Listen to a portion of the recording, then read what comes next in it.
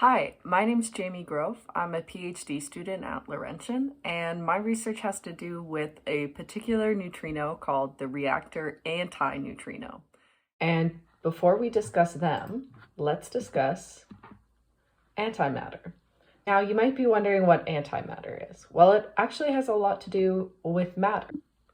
As you know, matter is comprised of atoms, and in those atoms we have particles like protons, neutrons, and electrons.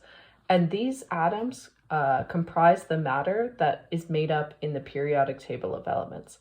So you might recognize some of these like oxygen, what we breathe every day, or helium to make your voice sound super high when you inhale it. Now, when we look at individual matter, they're made of particles. And well, there is actually something called antimatter, which is made of antiparticles. And the difference between them is that protons here have a positive charge, as we know, and electrons have a negative charge. And here we have antimatter, where it's actually the exact opposite. Antiprotons have a negative charge. So protons are positive, but antiprotons are negative.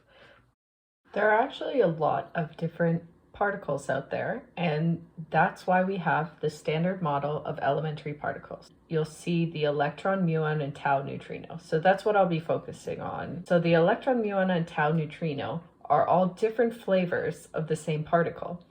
And then we also have the antiparticle version of that, the electron, muon, and tau antineutrino. And a big question in physics right now is whether the neutrino and the antineutrino are the same particle or not.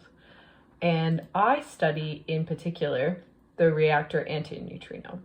Now, the reason I'm calling them reactor antineutrino is because they're actually electron antineutrinos, but they come from nuclear reactors.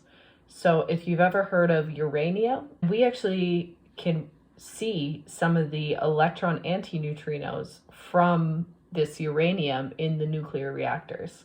So that's what my research is focused on. So that's one of my favorite parts of physics, is you kind of get to piece together the puzzle of how the universe is made and what are some of the implications of that. And a really fun part about a physics career is that sometimes I'll be in the lab and I'll be wearing an outfit kind of like this, and I'll have hands-on experience. And then sometimes I'll be looking through data to interpret the results. And so sometimes I get to make plots like this.